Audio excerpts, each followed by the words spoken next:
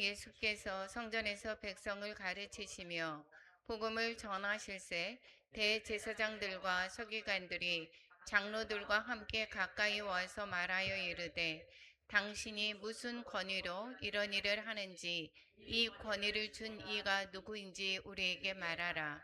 대답하여 이르시되 나도 한 말을 너희에게 물으리니 내게 말하라. 요한의 세례가 하늘로부터냐 사람으로부터냐?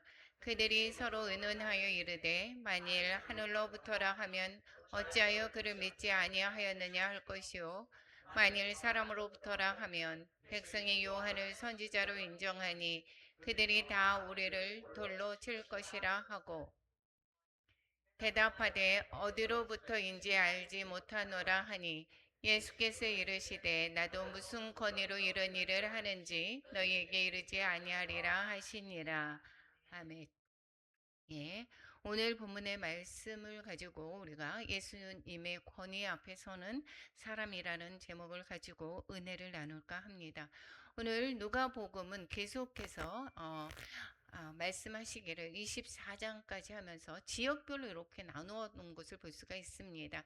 예수님의 탄생과 공생의 준비가 4장까지 있다가 보면 먼저 갈릴리 사역을 소개하고 그리고 예루살렘의 마지막 초막절 예루살렘 그에서 이제 마지막 6월절을 남겨두고 그 전에 있는 그러한 초막절 때 예루살렘으로 갈 때에 그 내용을 계속해서 다루고 있었던 것을 볼 수가 있습니다.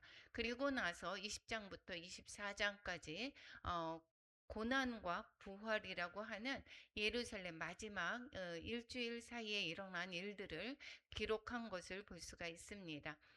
지난번에 19장에서 예루살렘으로 들어가는 입성 하신 것을 우리가 나누었습니다. 그리고 성전을 청결하게 했던 월요일 날의 이야기도 우리가 한번 살펴보았습니다. 오늘은 고난과 부활이라고 하는 이제는 이제 성전에서 있었던 그러한 일들을 담고 있는 것을 볼 수가 있습니다. 특별히 오늘의 본문의 말씀을 보면 화요일에 있었던 성전에서 화요일에 있었던 마지막 공생의 화요일에 있었던 내용들을 다루는 것을 20장에 기록하고 있습니다. 대제사장들, 서기관들, 장로들, 사두개인들과의 이제 논쟁이 있었던 것입니다. 1절에서부터 8절을 보면 예수님의 권위를 두고 얘기하는 오늘 본문에 읽었던 내용과 포도농도 비유라 가이사에게 세를 바치는 것, 부활 논쟁, 그리고 그리스도와 자손, 서기관들을 삼가라라고 하는 내용을 가지고 이게 계속해서 대제사장들, 서기관들, 장로들, 사두개인들과 논쟁하는 내용입니다. 이들이 왜 그렇게 예수님과의 논쟁을 했을까요? 예수님의 그 권위를 인정하고 예수님을 잘 알아가고자 하는 그러한 논쟁이 아니라 그러한 이야기 나눔이 아니라 어떻게 하면 예수님을 올무에 걸리게 할까라고 하는 이들의 그러한 잘못된 그러한 마음들을 가지고 계속해서 예수님을 공격하는 것을 볼 수가 있습니다. 오늘 계속해서 여러 가지 이야기가 있지만 그 내용에 전체적으로 이렇게 여러 가지가 한 가지로 흐르고 있는 것을 볼 수가 있는데 이것은 예수님은 누구인가를 말하는 것입니다. 네가 무슨 권위로 이렇게 하느냐 이런 식으로 예수님의 누구인가 예수님은 어떤 누구의 권위 아래 살아가는가를 묻는 그러한 내용이 오늘 본문의 내용인 것입니다. 사람은 권위를 인정하고 살아가게 되죠. 만약에 학생이 선생님의 권위를 인정하지 않는다라고 하면 잘못 가르침을 받는 그러한 제자들이 제대로 된 교육을 받을 수가 없습니다. 요즘에 이 선생님의 권위가 무너져서 많은 일들이 생기고 있게 되겠죠. 군인은 지휘관의 명령을 따르지 않는다라고 하면 통솔할 수가 없게 되겠죠. 운전자는 교통법을 따라야 되는 것이고 이렇게 권위를 무시하면 질서가 무너지게 되는 것입니다. 나는 그러면 누구의 권위를 인정하며 나는 제대로 살고 있는가? 어떠한 권위를 인정하는가? 교회 내에서도 담임 목사님의 말씀에 우리가 이제 순종하며 이렇게 가는 것은 질서를 이렇게 지키는 것입니다. 종교 지도자들은 그런데 예수님의 권위를 인정하지 않았다라는 것이죠. 그러므로 말미암아 네가 무슨 권위로 이렇게 하느냐라고 계속해서 예수님을 공격하는 것을 볼 수가 있습니다.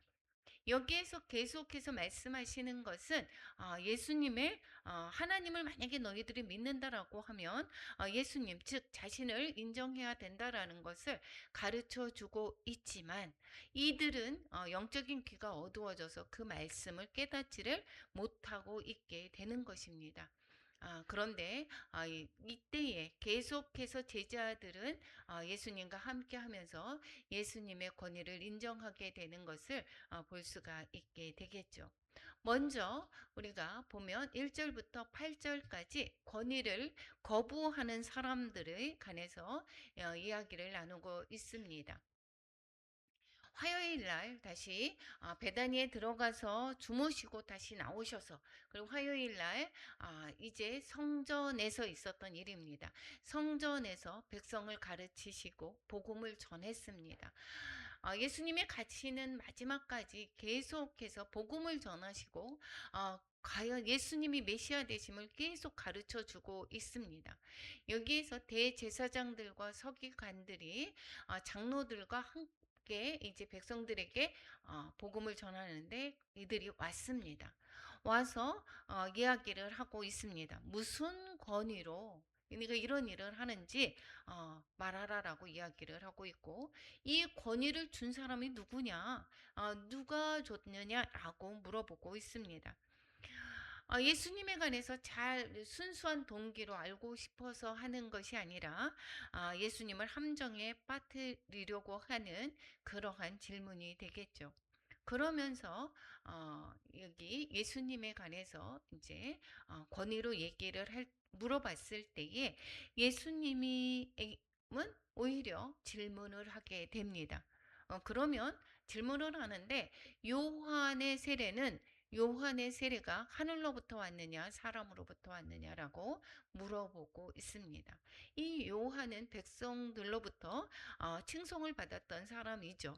그런데 이것이 사람으로부터 왔어라고 하면 선지자로 인정하기 때문에 그 사람들이 백성들에게로부터 말미암아 자기네들이 해를 당할 것 같아 보이고 하늘로부터다라고 하게 된다라고 하면 그런데 왜 요한을 믿지 않느냐라고 자신들이 책을 받을 것을 알기 때문에 알지 못한다라고 말하고 있습니다. 왜 이렇게 알지 못합니까? 그들은 진리를 찾는 사람이 아니기 때문인 것입니다. 자신의 체면을 지키고 자신들의 권위만을 생각하는 사람들이기 때문에 예수님이 말씀하시는 요한의 권위도 인정하지 않을 뿐만 아니라 더더욱이 예수님의 권위를 인정하지 못하는 것입니다. 그러면 이 얘기를 성경에 담고 있다라고 하는 것은 바로 오늘날 우리에게 가르쳐 주기 위한 말씀인 것입니다. 오늘날에도 말씀보다는 어떻게 하죠? 내 생각이 옳다라고 우기는 사람들이 정말 많이 있습니다. 내 생각이 맞아. 우리가 교회를 다닌다라고 합니다. 그런데도 불구하고 많은 사람들은 내가 생각에 다른 것들은 받아들이지 않습니다. 내 생각대로 가게 됩니다. 그리고 내 생각과 같은 그런 일부분의 말씀만 자신들이 취하는 경우가 너무도 많이 있는 것을 볼 수가 있게 되겠습니다. 우리가 순종보다 말씀에 온전히 순종하기보다 먼저 계산을 하게 됩니다. 그리고 이 말씀을 자의로 내 편한 대로 해석해서 우리가 합리화하는 것도 우리는 줄곧 보게 되는 것을 알 수가 있습니다. 예수님은 머리로 믿는 것이 아닙니다. 머리로 믿고 내가 예수님을 나의 주인이라고 내가 고백했어. 그러니까 나는 구원받은 거야. 이것으로 그치는 것이 아닌 것이다라는 것이고 예수님의 권위를 인정하는 믿음을 하나님은 원하신다라는 것입니다. 예수님의 권위를 인정한다라고 하는 것은 예수님의 말씀에 우리는 순종해야 되는 것을 가르쳐 주고 있는 것을 볼 수가 있습니다. 이 사두개인들, 바리새인들, 여기에서 계속 나오는 오늘의 말씀은 제사장들과 그리고 장로들이라고 얘기를 했습니다. 서기관들이라고 말씀했습니다. 그러한 모습들이 내 안에는 없는가? 라고 다시 한번 살펴보아야 될 것입니다. 9절에서 19절까지는 포도원 농부의 비유를 들어서 말씀하는 것을 볼 수가 있게 됩니다. 포도원에 여기에서 백성에게 말했다라고 이야기를 하고 있습니다. 이 비유로 그렇게 시작합니다. 왜 백성에게 말했다라고 얘기했습니까? 여기에 백성들에게 복음을 전하는 것을 말하는 것입니다. 한 사람이 하나님이 이렇게 얘기합니다. 포도원을 만들었다라고 이스라엘을 여기에 택해서 말씀을 하셨다라는 것입니다. 이스라엘을 세웠다라는 것이고 농부들 종교 지도자들에게 새로 주고 타국에 가서 오래 있다가 이렇게 얘기를 하고 있습니다. 오래 참으셨다라는 것입니다. 잃은 자를 찾고자 애쓰시는 내용이 여기에서 첫 번째 종에게 소출을 바치려고 종을 보내고 또 거기에서 종을 몹시 때리고 거저 보내어서 또 다시 보내고 세 번째 또 보냈다 이렇게 말하고 있습니다. 세 번만 보냈다라고 하는 것이 아니라 여기에서 볼 때는 이 비유 구약 전체의 내용을 요약한 말씀인 것입니다. 이게 하나님은 수없이 누구를 보냈습니까? 선지자를 보내었습니다. 그런데 이스라엘은 선지자를 돌로 치기도 하고 죽이기도 했습니다. 마지막에는 그래서 누구를 보냈다라고 얘기합니까?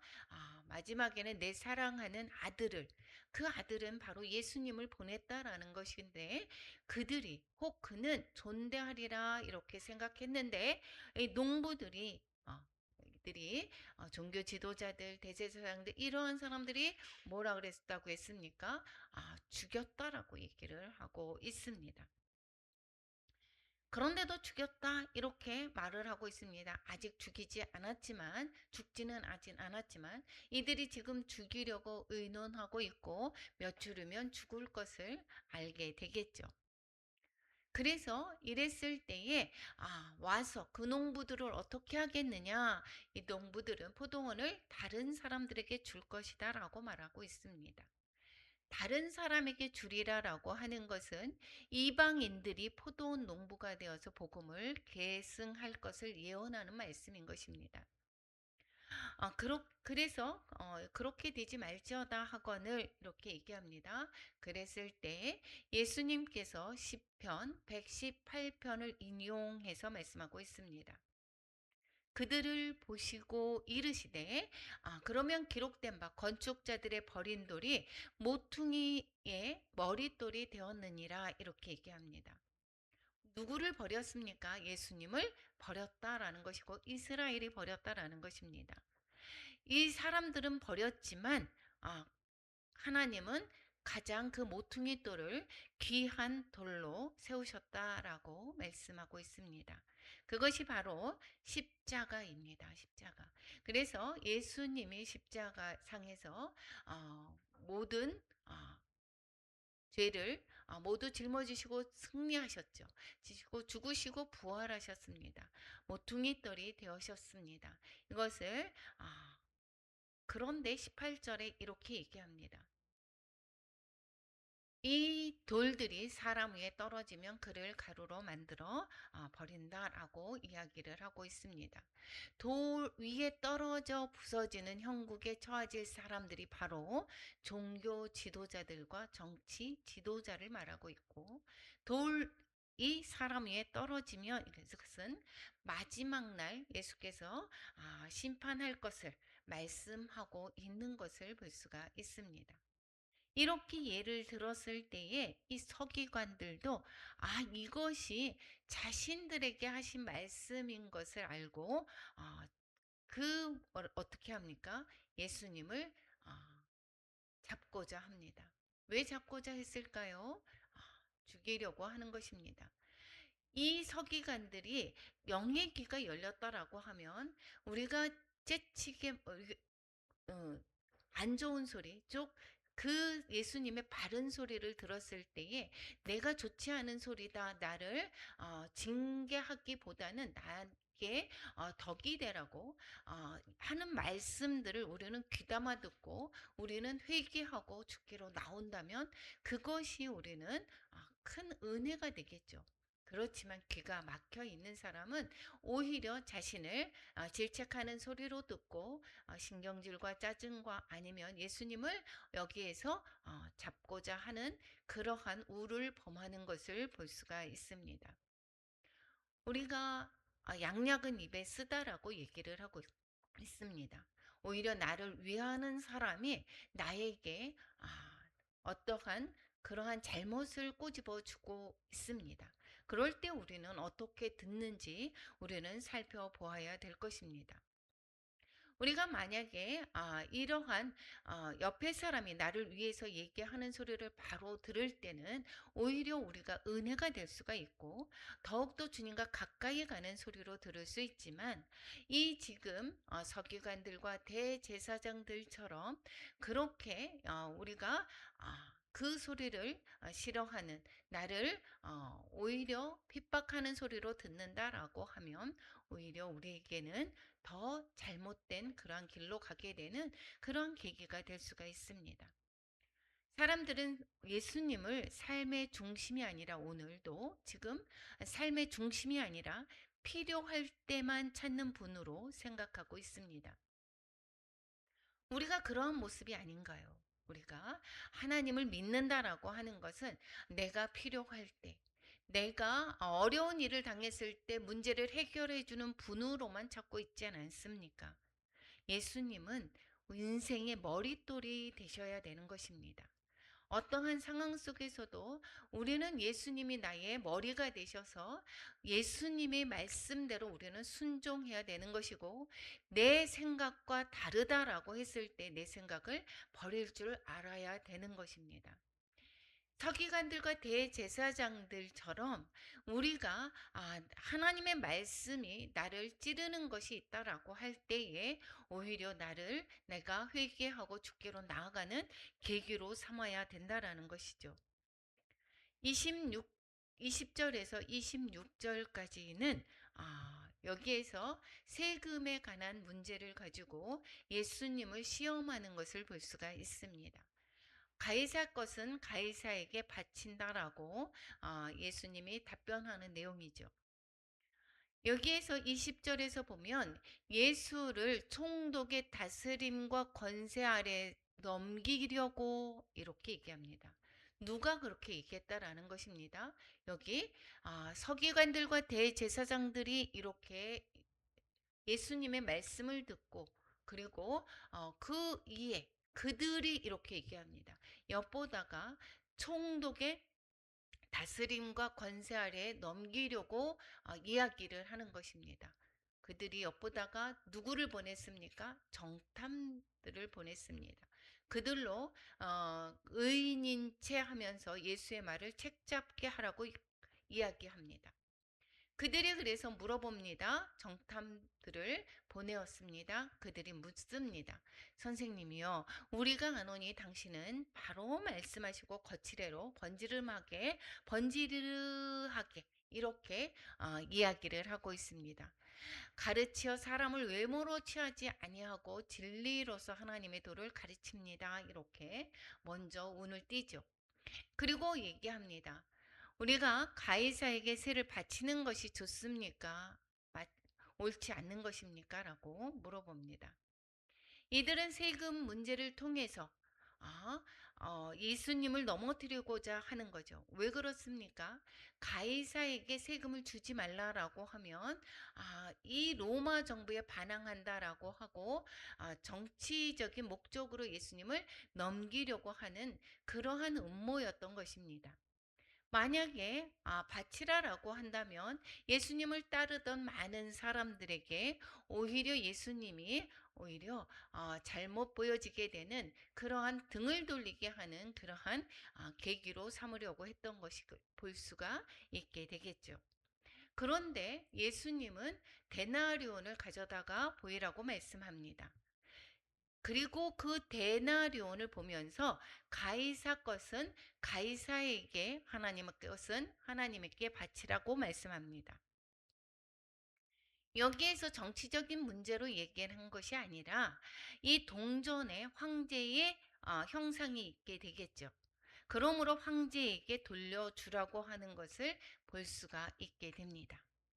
그렇다면 하나님의 형상을 가진 우리들은 누구에게 돌려드려야 되는 것입니까? 이 말씀 안에는 황제의 형상이 있는 데나리온, 그것은 황제에게 돌려주라고 말씀하고 있지만 이 내용 안에서는 우리는 하나님의 형상으로 지음을 받았다라는 것이고, 그렇다라고 하면 우리 하나님의 형상을 가진 우리는 누구에게 속하는지를 가르쳐 주고 있습니다. 하나님께 속한 우리는 모두가 하나님께 속했다라는 것입니다. 그렇기 때문에 우리가 헌금만 하나님께 드리는 것이 아닙니다.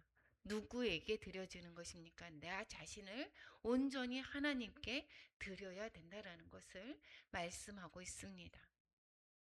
시간도, 재능도, 우리의 가정도, 직장도, 생명도 모두 하나님께 속한 것입니다. 그런데 이들은 오히려 그 속뜻을 알아듣지를 못하고 백성 앞에서 그의 말을 책잡지 못하고 그의 대답을 놀랍게 여기고 침묵하는 그러한 정도에서 그치게 됩니다. 오늘날도 우리는 하나님의 형상으로 지음을 받았습니다. 나는 죽고 주님으로 사는 것입니다. 라고 우리는 입술로서 말은 하고 지식으로 알았기는 하지만 우리가 전적으로 내 삶을 온전히 하나님께 드렸는지, 하나님께 드리는 그러한 삶인지를 우리가 돌아보아야 될 것입니다. 27절에서 40절까지는 부활을 믿지 않는 사람들이 사두개인들이죠. 그들이 예수님께 질문하며 예수님을 또한 곤란에 처하게 하려고 물어보는 내용들입니다. 27절에서 보니까 부활이 없다고 주장하는 사두개인들 중에서 어떤 이들이 이렇게 얘기합니다. 즉 사두개인들이 찾아왔다라는 것입니다. 부활이 없다고 믿는 사람들이다라고 이야기를 하고 있습니다. 그러면서 여기에서 계대 결혼을 말씀하고 있죠. 7형제가 있는데 그 7형제가 한 여인을 아내로 맞은 이야기를 하고 있습니다. 처음에 첫째가 여인하고 결혼했는데 먼저 죽었습니다. 계대 결혼으로 인해서 둘째가, 셋째가, 그래서 7 모두 다 그 여인을 아내로 맞아야 했다라고 이야기를 하고 있습니다. 그런데 그러면 죽게 되면 7이 다 그를 아내로 취하였는데 부활 때는 누구의 아내가 됐겠습니까? 라고 물어보고 있습니다. 예수님을 시험하게 되는 거죠. 그랬을 때에 예수님이 말씀하고 있습니다. 부활 이후에는 결혼이 없다라고 말하고 있습니다. 여기서 부활함을 없기 때문에 그렇기 때문에 장가가고 시집가는 일이 없다라고 말하고 있습니다. 천사와 동등하다라고 이야기를 하고 있습니다. 그리고 모세의 떨기나무 사건을 인용하시면서 거기에서 나는 아브라함의 하나님이요, 여기 아브라함이 뭐라고 했어요? 주를 아브라함의 하나님이요, 이삭의 하나님이요, 야곱의 하나님이라고 모세가 이야기를 하나님이 말씀하고 있죠. 어, 나는 주를 아브라함의 하나님, 이삭의 하나님이요, 야곱의 하나님이시라라고 주님 하나님이 말씀하시는 그러한 내용을 어, 이야기하고 있습니다. 하나님은 죽은 자의 하나님이 아니라 산 자의 하나님이시다라는 것이죠. 우리가 부활 후에 우리는 모든 사람들의 하나님이신 것입니다. 우리의 소망은 이 세상이 아니다라는 것을 가르쳐 주고 있고, 이 사두개인들에게 부활이 확실히 있음을 깨닫게 해 주고 있습니다.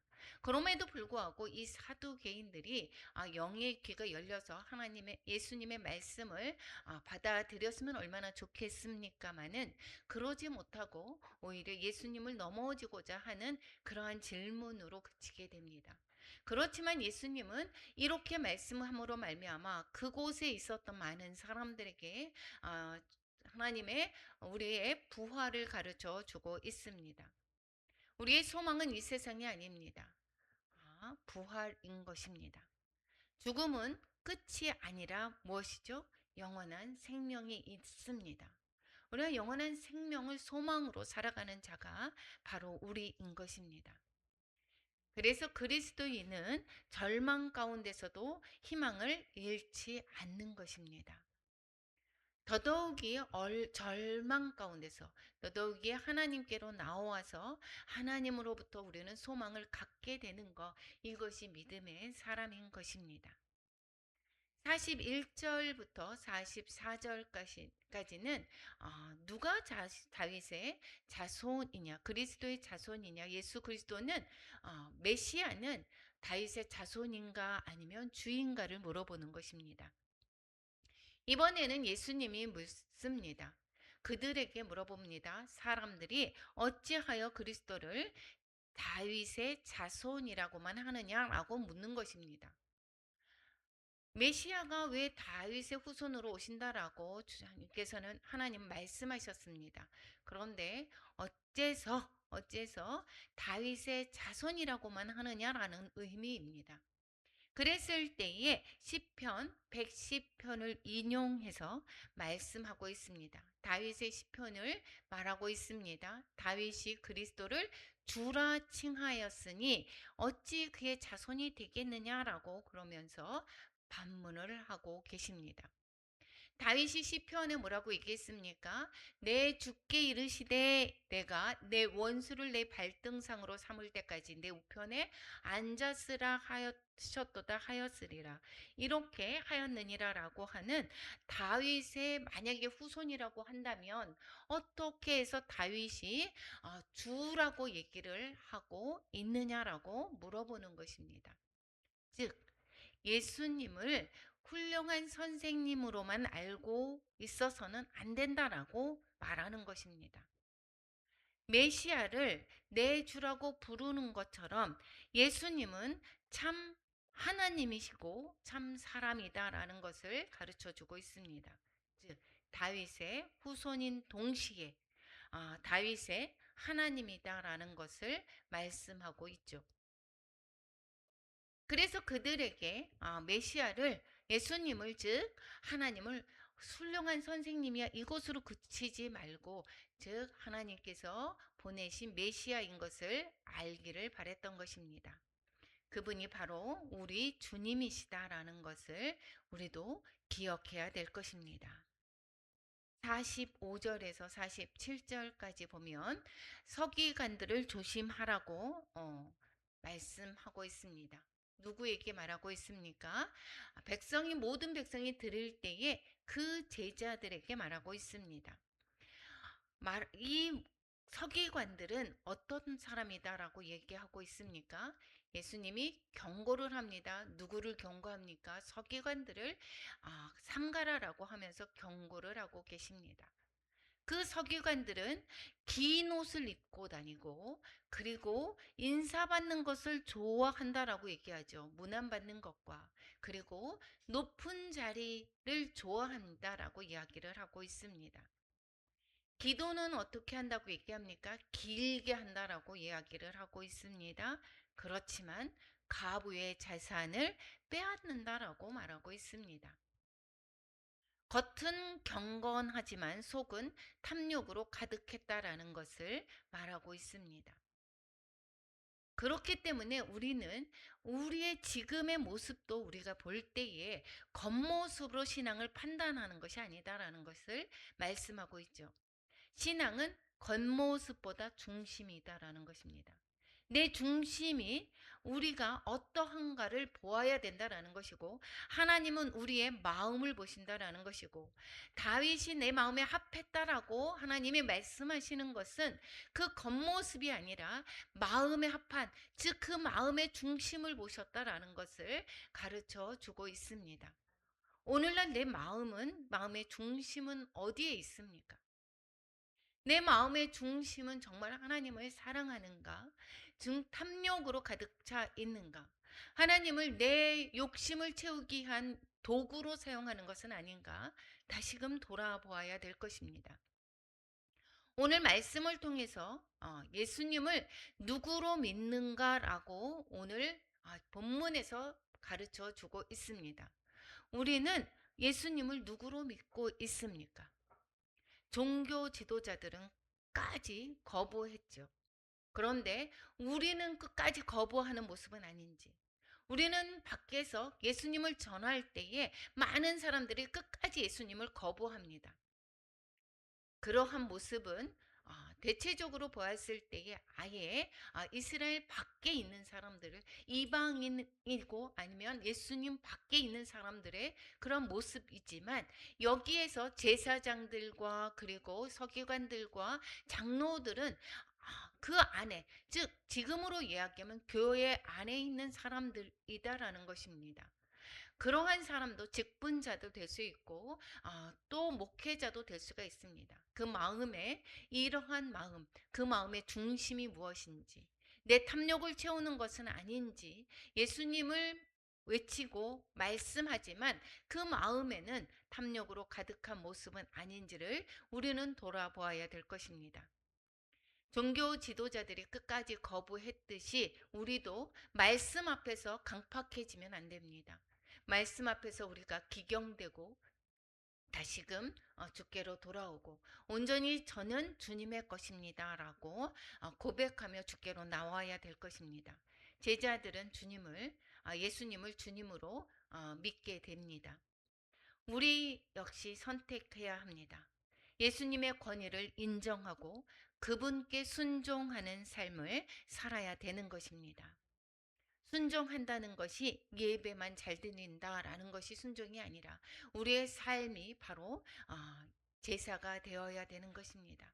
우리의 가정에서, 우리의 직장에서, 교회에서 예수님을 삶의 주인으로 모시는 성도들이 되어야 되는 것입니다. 우리는 밖에서 계속해서 내가 예수님의 자녀입니다. 내가 하나님의 자녀입니다. 나는 예수님을 믿습니다라고 고백하는 것이 때로는 우리가 다른 사람의 질타를 당할까봐, 때로는 관계를 또한 무너뜨릴까봐 우리는 숨기고 또한 드러내지 못하는 그러한 모습들이 우리 있는 것을 볼 수가 있습니다. 그렇지만 주님의 자녀된 모습은, 핍박을 우리는 이미 알고도 어떠한 상황 속에서도 주님으로 살아가야 되는 것, 나는 주님의 것입니다 라고 고백하며 우리는 살아야 되는 것입니다. 오늘 말씀을 통해서 우리의 삶 가운데서 우리를 어떻게 살아야 되는지 가르쳐 주고 있습니다. 나는 예수님의 권위를 인정하며 살고 있는지를 돌아봐야 될 것이고, 예수님은 내 삶의 머릿돌이 되시는가? 그래서 예수님으로 말미암아 우리는 모든 것을 순종하며 살고 있는가를 돌아봐야 될 것이고, 하나님께 속한 사람답게 살고 있는지, 그래서 어떠한 상황 속에서도 주님의 말씀으로 우리는 반응하고 있는지를 보아야 될 것입니다. 부활의 소망으로 오늘을 살아가고 있는지, 또한 겉모습보다 중심이 하나님께 드려지고 있는지 돌아보는 시간이 되었으면 좋겠습니다.